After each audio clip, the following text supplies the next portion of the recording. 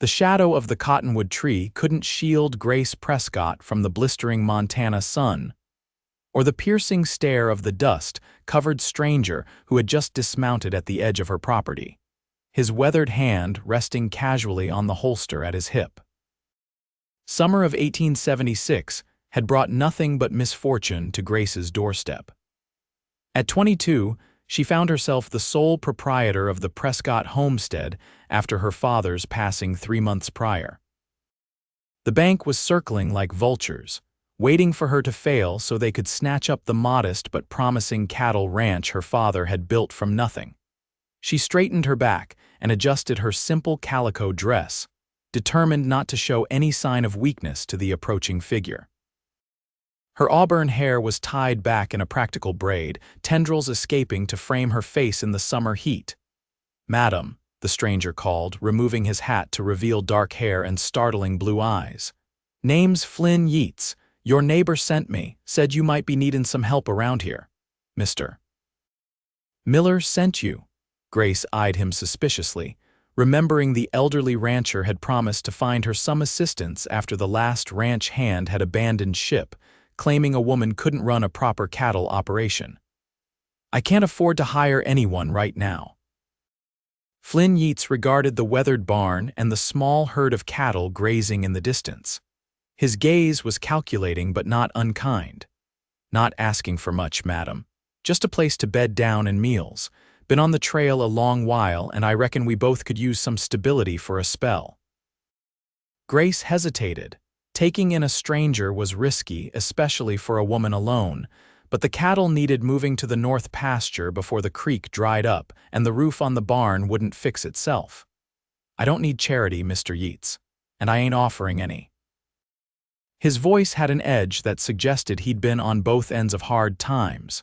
"Just a fair trade, my labor for your hospitality."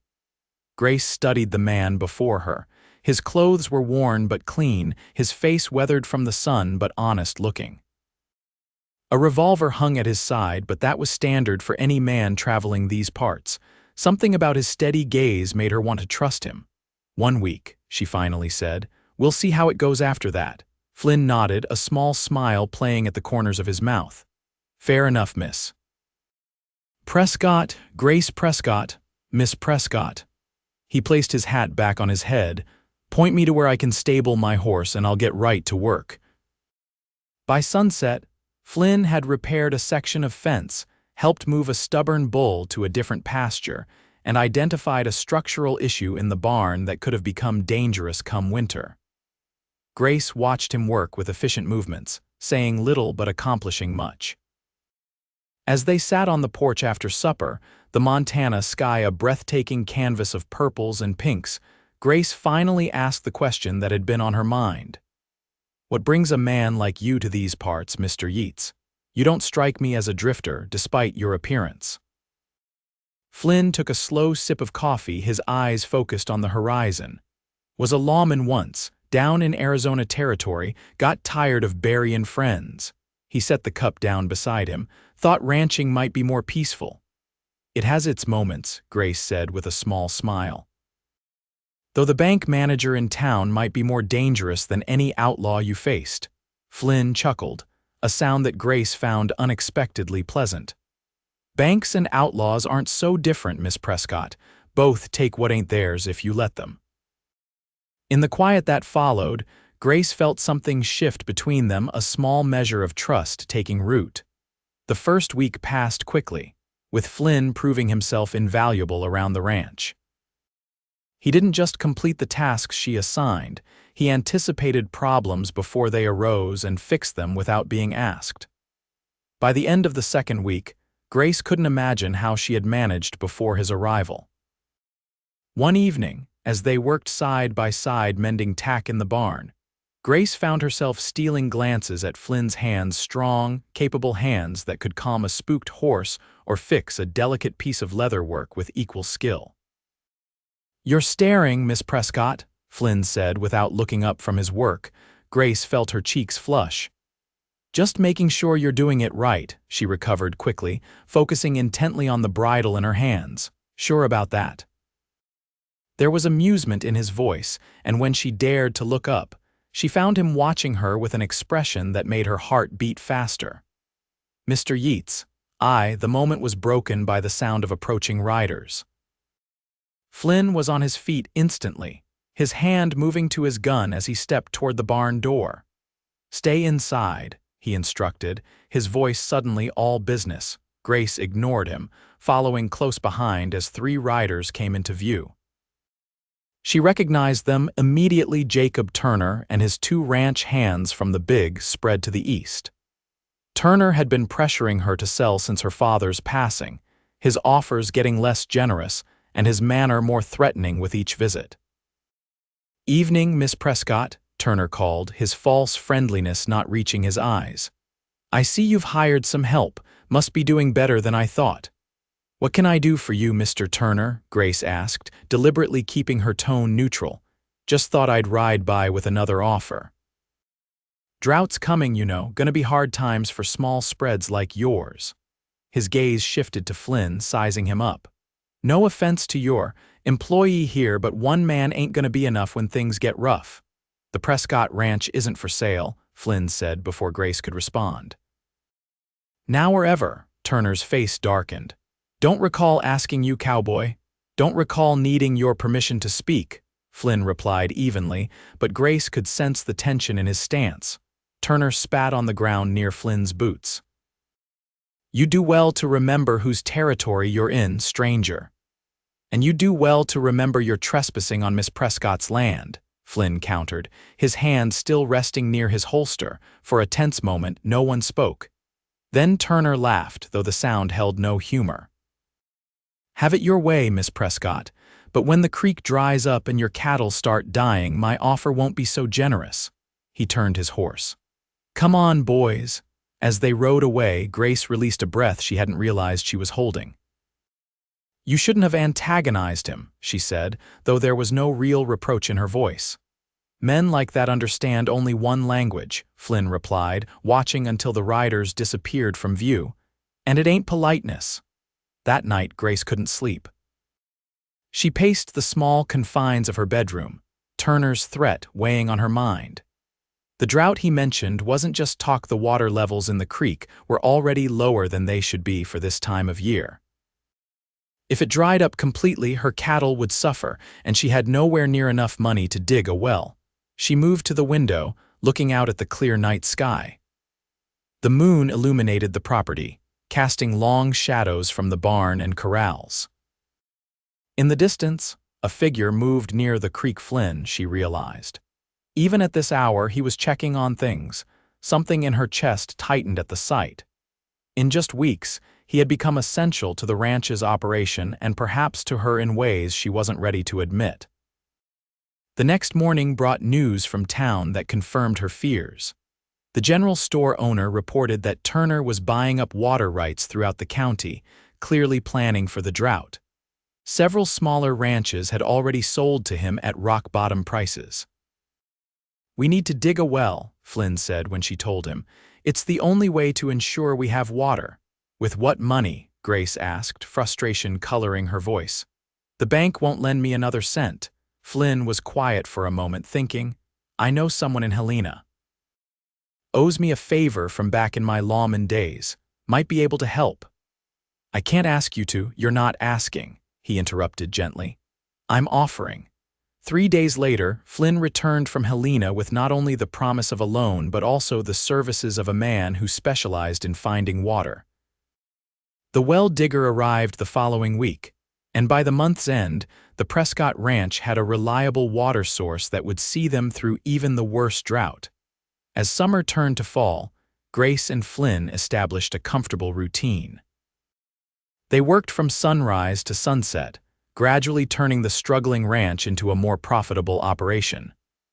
In the evenings, they would sit on the porch, sometimes talking, sometimes just enjoying the quiet companionship. Grace found herself laughing more than she had since before her father's illness. Flynn had a dry wit that surfaced unexpectedly, and a way of looking at the world that challenged her own perspectives. He taught her to shoot better, to read the weather from the clouds, to negotiate better prices with the cattle buyers. In return, she showed him how to cook decent biscuits, mended his clothes, and slowly, piece by piece, drew out stories of his past, the brother he'd lost to typhoid as a boy, his years wearing a badge, the woman who had broken his heart in Tucson. One crisp October evening, as they sat by the fire Flynn had built in the small hearth, Grace asked the question that had been on her mind for weeks. "Why did you stay, Flynn? You could have moved on, found paid work somewhere else." Flynn looked at her across the firelight, his expression unreadable. "Reckon I found something worth staying for." The words hung between them, laden with meaning neither was ready to fully acknowledge. "The ranch has certainly benefited from your expertise," Grace replied carefully, her heart racing. Flynn's lips quirked in a half-smile. "Not just talking about the ranch, Grace." It was the first time he'd used her given name, and the sound of it in his deep voice sent a shiver through her that had nothing to do with the autumn chill. Before she could respond, a thunderous knocking at the door startled them both. Flynn was on his feet instantly, motioning for her to stay back as he approached the door, gun drawn. "Who's there?" he called. "Miller," came the reply. "Got trouble, Flynn." Flynn opened the door to reveal their elderly neighbor, his face grim. "Turner's men cut my fence line and drove off half my herd. They're saying it was rustlers, but I know better." "Did you go to the sheriff?" Grace asked, joining them. Miller snorted. "Sheriff's in Turner's pocket. Told me I should sell to Turner while I still had something left to sell." Flynn's expression hardened. "This has gone far enough." "There's more," Miller said, his voice dropping. "Heard them talking in town. They're coming for your place next, Grace, tonight or tomorrow." Grace felt the blood drain from her face. "We can't fight them all." "We won't have to," Flynn said, his mind clearly working. "Miller, ride to the Caldwell place, then the Johanssens. Tell them what's happening." "What are you thinking?" Grace asked once Miller had departed. "Turner's been picking us off one by one," Flynn explained, checking his ammunition.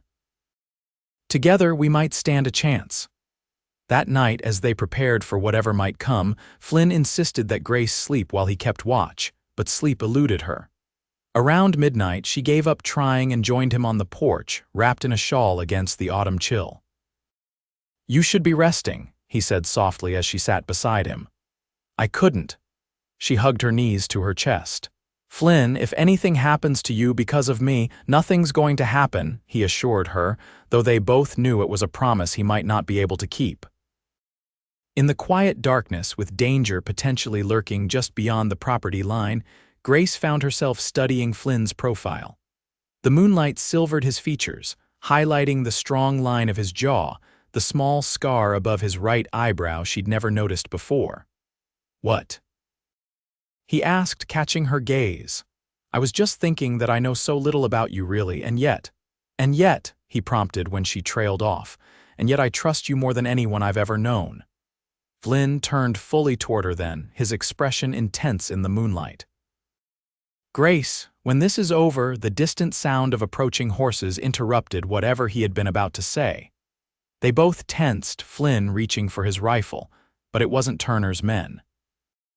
It was Miller, returning with not just the Caldwells and Johanssens, but half a dozen other small ranchers from the area, all of whom had suffered from Turner's predatory tactics. By dawn, 20 armed ranchers had gathered at the Prescott property, their combined strength sending a clear message when Turner and his men appeared on the ridge overlooking the ranch house. Flynn stepped forward as the unofficial leader of the group, his stance confident as Turner approached under a white flag of truce.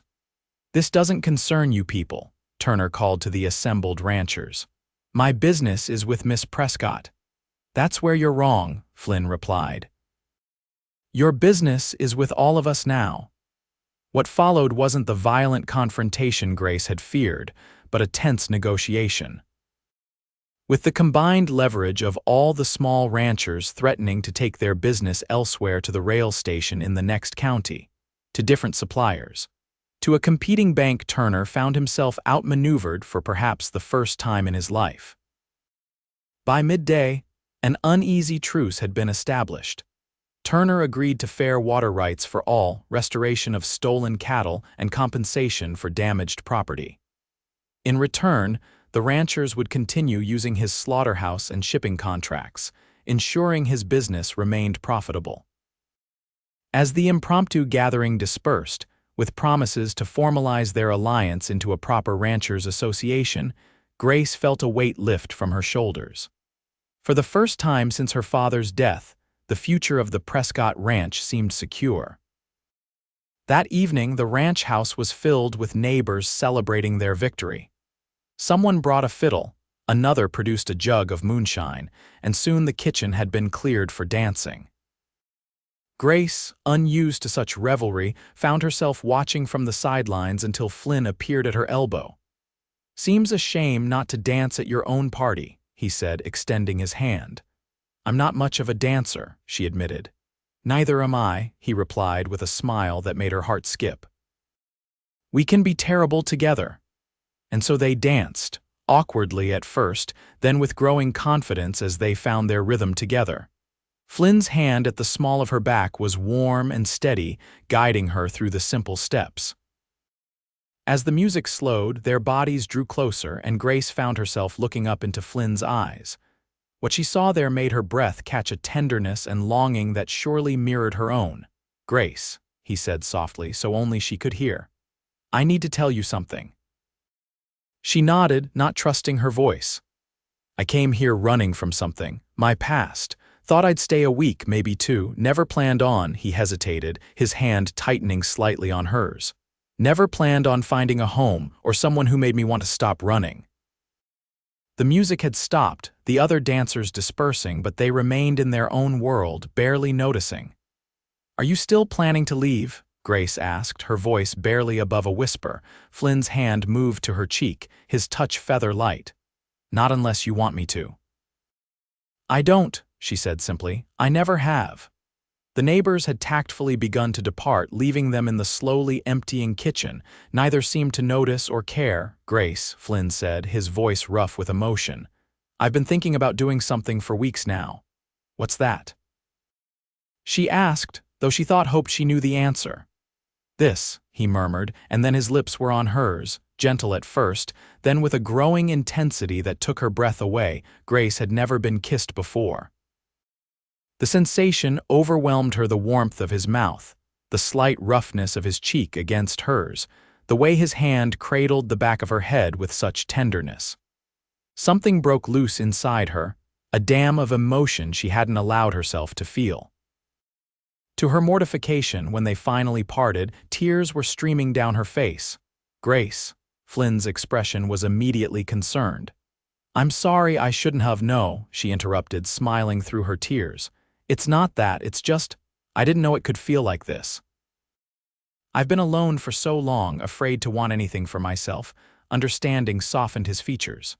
"Don't fear love, Grace," he said, wiping a tear from her cheek with his thumb. "Fear never knowing it again." The wisdom in those simple words struck her to the core. All her life, she had been guarding against loss: her mother's death when she was young, her father's more recent passing, the constant threat of losing the ranch. In the process, she had nearly closed herself off to the possibility of gaining something precious. "I'm not afraid anymore," she whispered, and this time she was the one who initiated the kiss, rising on her toes to meet his lips with newfound confidence. Winter came to Montana with its usual ferocity, but the Prescott Ranch was well prepared. The newly formed Ranchers Association had negotiated better prices for feed and supplies, and the well provided water even when the creek froze solid.